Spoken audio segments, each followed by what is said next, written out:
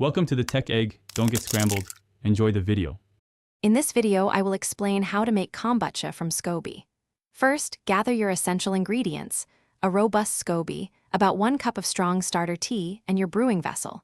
You'll also need black or green tea bags, granulated sugar, and filtered water. Make sure all your equipment, like jars and spoons, is thoroughly cleaned to prevent unwanted contamination. This preparation is key for a successful brew. Next, let's prepare the sweet tea base for your kombucha. Bring about 4 cups of filtered water to a boil. Remove from heat and steep 4 to 6 tea bags for 5 to 7 minutes.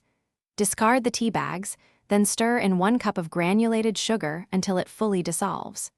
It's crucial to let this sweet tea cool completely to room temperature before proceeding, as heat can harm your Scoby.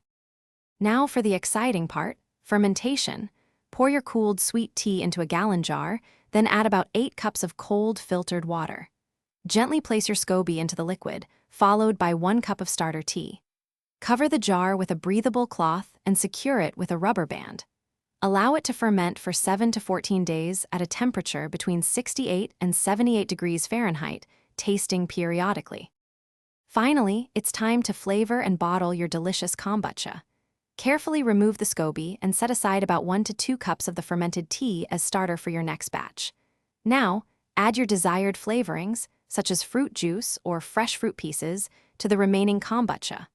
Bottle it in airtight bottles and allow it to ferment for another 2 to 5 days at room temperature to achieve wonderful carbonation.